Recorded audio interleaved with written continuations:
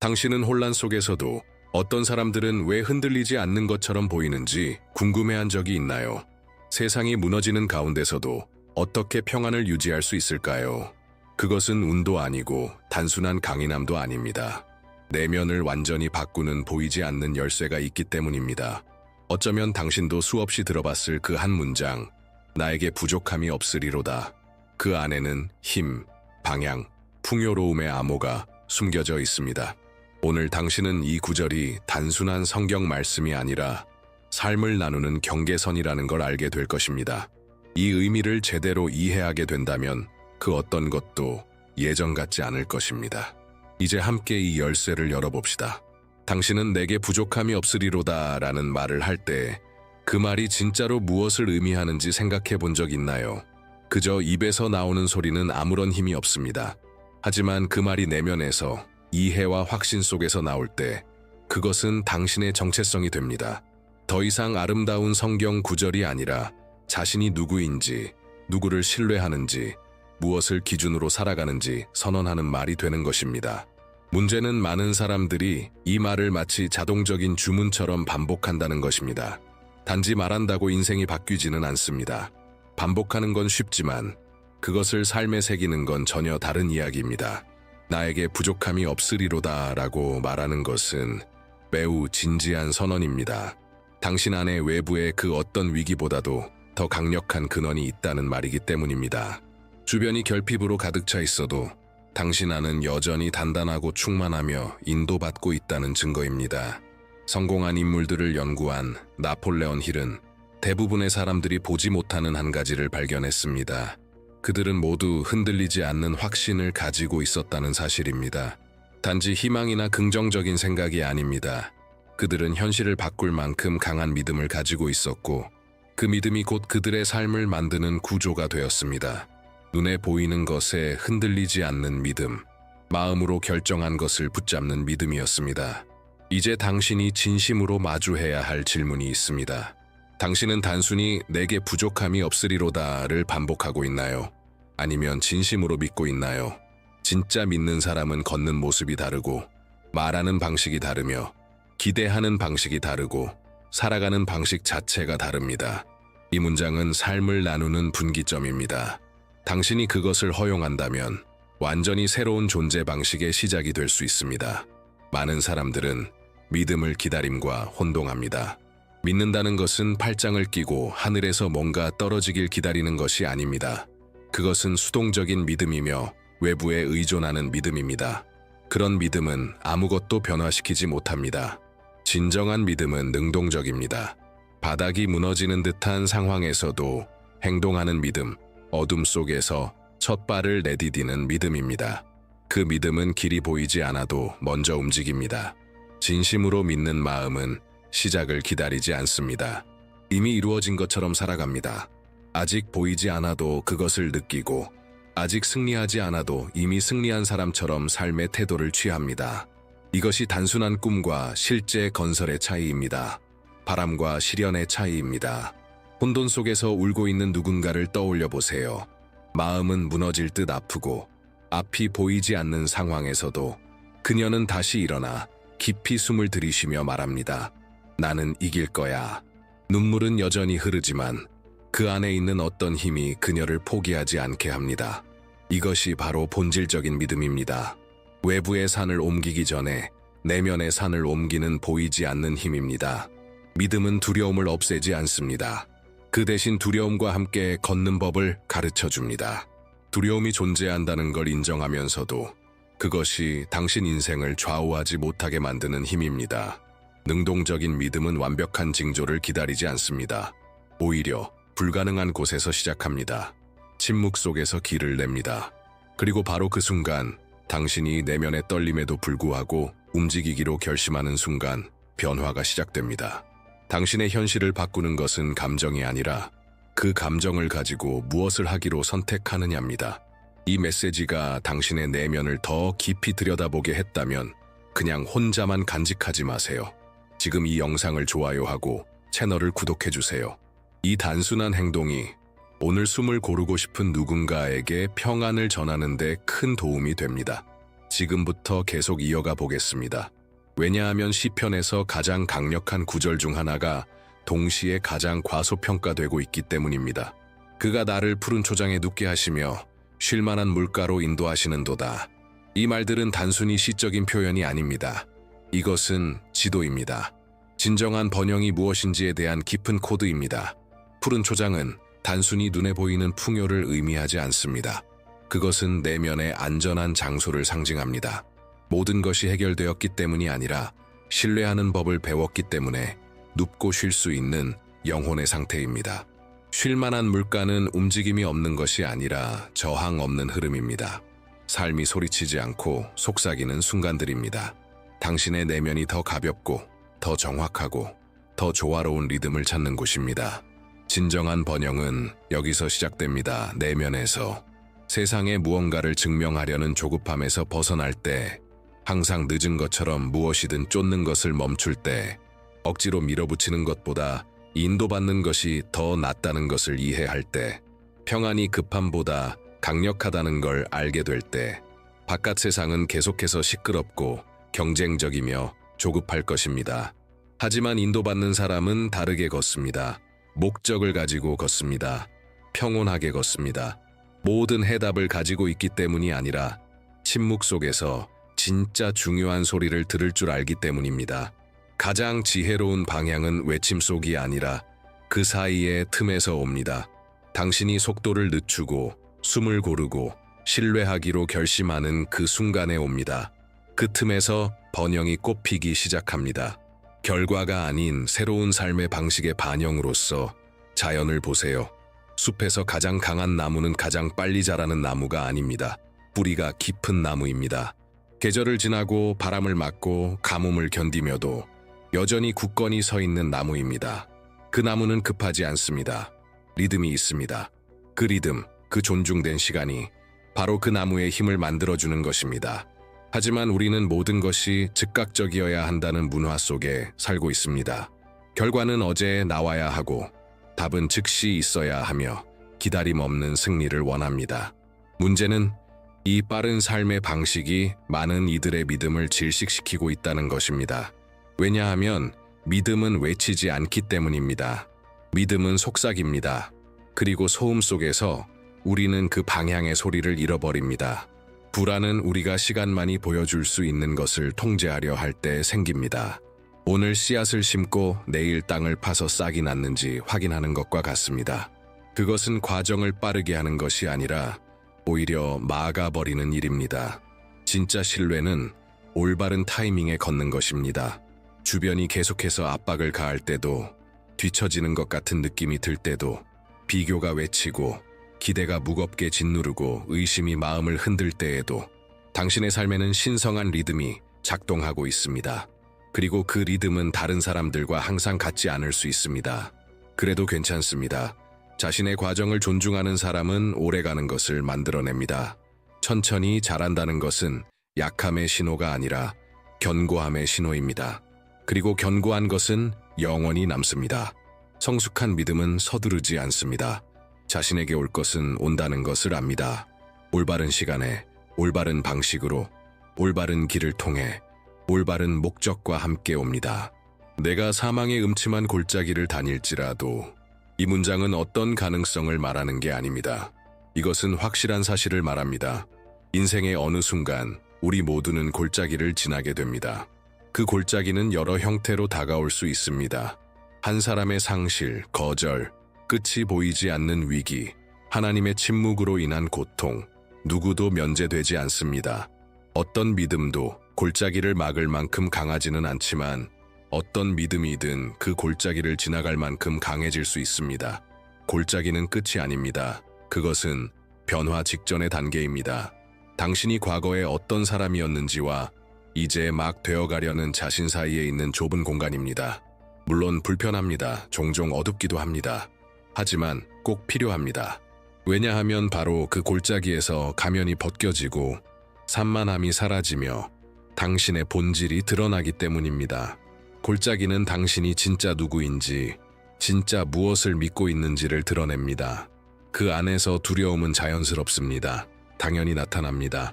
속삭입니다. 포기해, 돌아가, 넌 못해. 하지만 그 두려움에 지배당하며 사는 건 그것은 선택입니다. 골짜기 속에서 당신은 결정을 내려야 합니다. 물러설 것인지, 떨리면서도 계속 나아갈 것인지, 두려움에 마비될 것인지, 그 두려움을 연료 삼아 믿음을 더 깊이 밀고 나갈 것인지.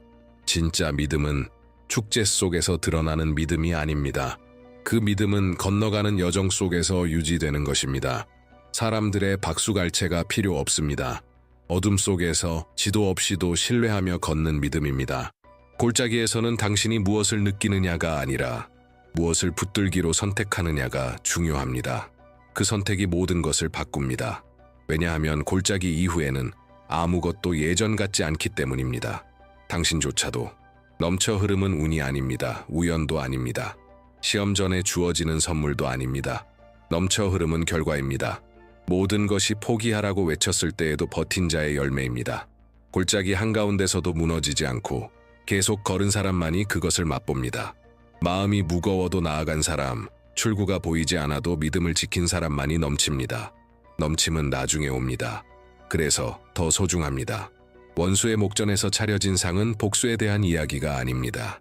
당신을 무시했던 사람들에게 뭔가를 증명하려는 것도 아닙니다. 그것은 증거입니다.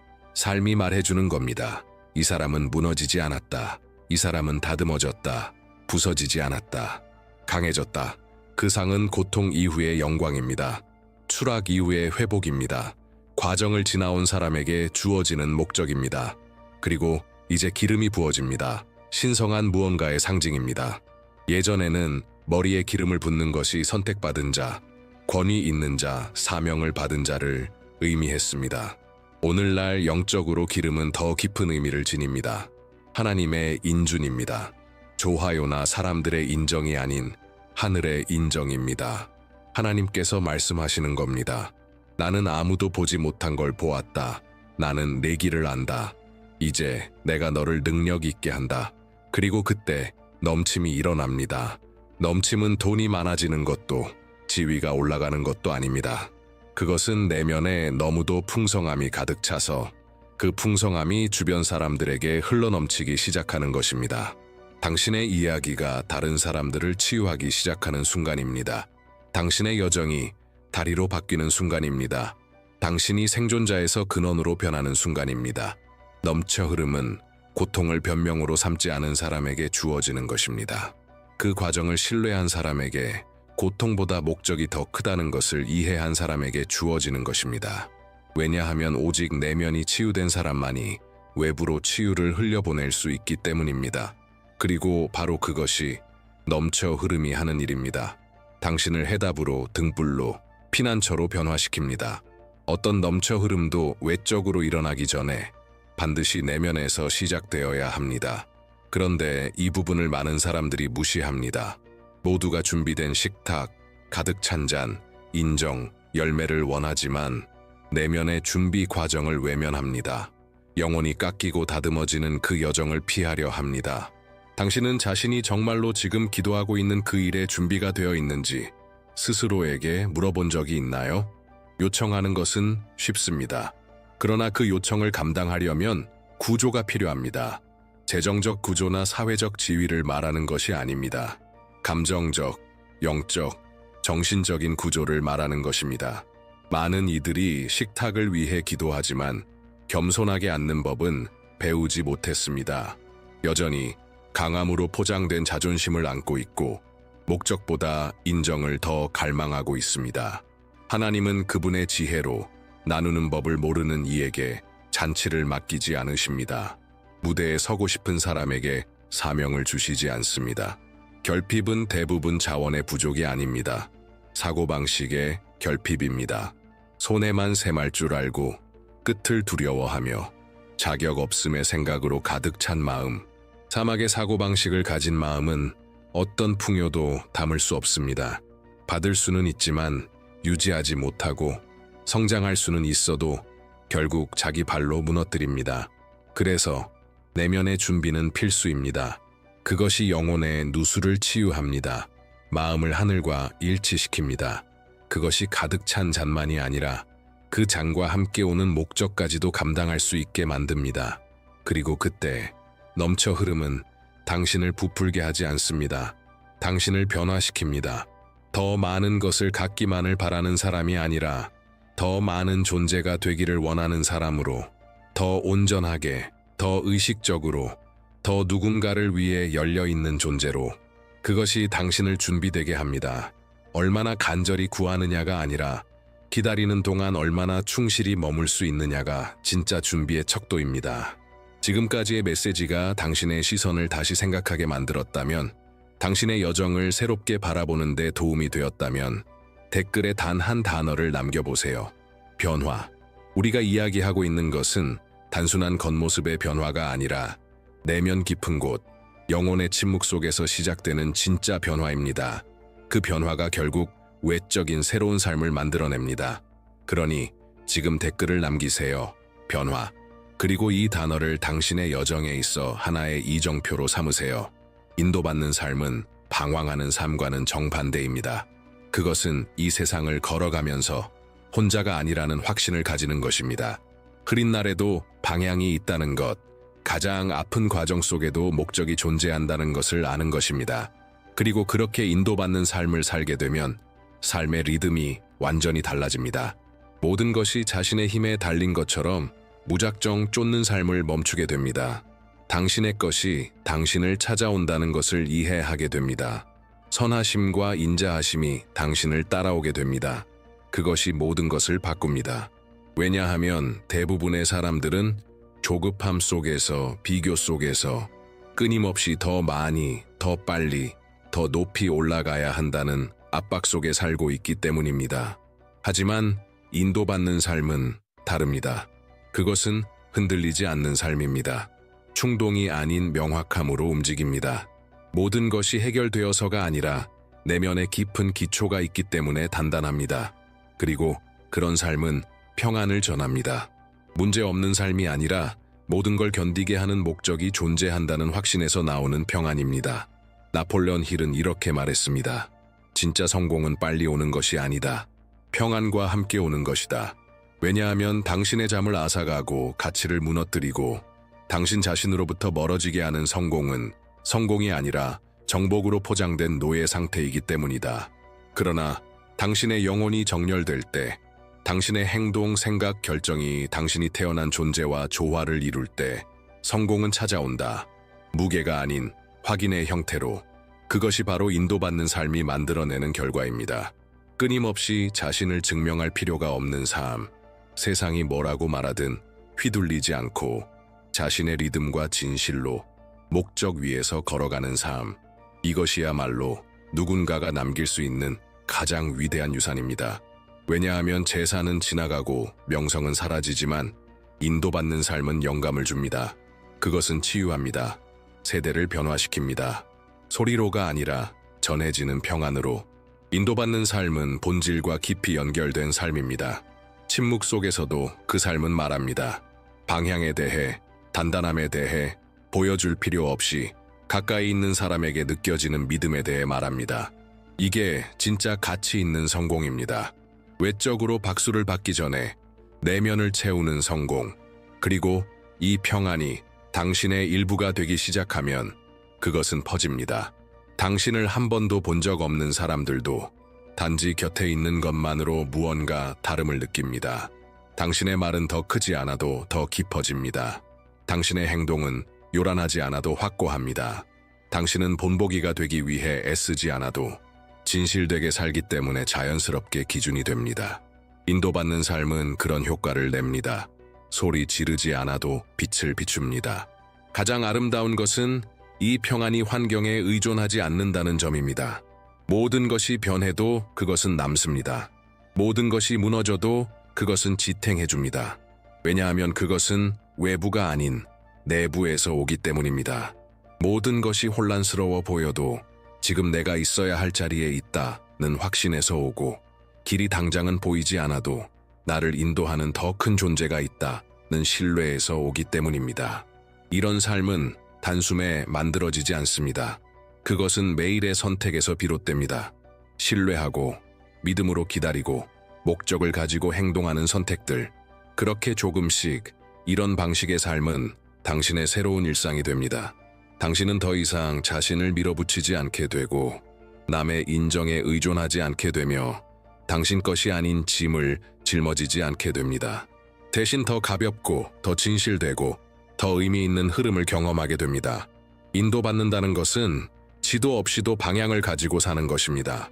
한 걸음씩 모든 것이 제자리를 찾아간다는 걸 아는 것입니다. 선함과 인자하심이 당신 뒤를 따라다니며 길을 닦고 방향을 바로잡고 당신이 미처 알지 못한 부분들까지 돌봐주고 있다는 것을 믿는 것입니다. 이것은 단순한 위로가 아닙니다. 이것은 진짜 힘입니다. 어떤 폭풍도 당신의 본질을 무너뜨릴 수 없게 하는 그런 기초입니다. 결국 이것이 진짜로 남는 성공입니다. 평안과 함께 오는 것, 일관성에서 나오는 것, 감동시키려는 삶이 아니라 영향력을 주려는 삶에서 흘러나오는 빛. 세상은 더 많은 바쁨이 필요한 게 아닙니다. 더 많은 인도받는 사람이 필요합니다. 더 온전한 사람들, 걷는 모습만으로도 영감을 주는 그런 사람들. 당신이 이미 그렇게 살기 시작했다면 알아두세요. 그것이야말로 당신이 남길 수 있는 가장 위대한 유산입니다. 내가 여호와의 집에 영원히 살리로다. 이 문장은 단순히 들렀다 가는 것을 말하지 않습니다. 방문이나 행사도 아닙니다. 그것은 머무름을 말합니다. 거주를 말합니다. 깊이 있는 삶을 말합니다. 표면이 아닌 뿌리 내린 삶을. 왜냐하면 거주한다는 것은 단지 물리적으로 존재하는 것이 아니라 온전히 존재하는 것입니다. 뿌리를 어디에 내릴 것인지 결정하는 것입니다. 누군가가 도달할 수 있는 가장 큰 성공은 얼마나 많이 쌓았느냐가 아니라 무엇을 지탱할 수 있느냐에 달려 있습니다. 그리고 지탱할 수 있는 사람은 거주하는 사람입니다. 영혼이 단단하고 마음이 분명하며 더 큰 목적에 마음이 닿아 있는 사람. 그런 사람은 첫 바람에 흔들리지 않고 첫 박수에 자신을 잃지 않으며 첫 그림자에 꺼지지 않습니다. 왜냐하면 그는 세상이 무너뜨릴 수 없는 것을 내면에 세우는 법을 배웠기 때문입니다. 유산이란 단지 당신이 떠난 후에 남기는 것만을 의미하지 않습니다. 그것은 당신이 살아있는 동안 흘려보내는 것입니다. 그것은 당신의 존재입니다. 당신의 본이 조용히 끼치는 영향입니다. 그것은 당신이 듣는 방식, 말하는 방식, 머무는 방식 속에 담겨 있습니다. 그리고 이런 유산은 조급함에서 태어나지 않습니다. 거주함에서 나옵니다. 정말 중요한 것에 깊이 뿌리 내리고 사는 삶에서 당신의 존재 자체가 살아있는 증거가 됩니다. 시편이 말하는 그 집은 벽돌로 지어진 것이 아닙니다. 그것은 마음의 상태입니다. 모든 것이 변할지라도 그 안에 머물기로 선택한 내면의 공간입니다. 그것은 압박이 아닌 원칙에 따라 사는 삶의 결단입니다. 이것이야말로 진정한 자유입니다. 이것이 진짜 성공입니다. 이 모든 말이 당신 마음에 울림을 주었다면 댓글에 단 한 단어를 남겨보세요. 영원. 왜냐하면 지금 이야기하고 있는 것은 단지 오늘에 관한 것이 아닙니다. 이것은 지속되는 것에 대한 이야기입니다. 변화를 일으키는 것, 당신을 넘어 세상을 만지는 것. 이 여정은 여기서 끝나는 것이 아닙니다. 이제 막 시작입니다. 그리고 지금 이 순간부터 당신이 쌓아가는 삶은 어떤 영원한 것의 시작이 될 수 있습니다.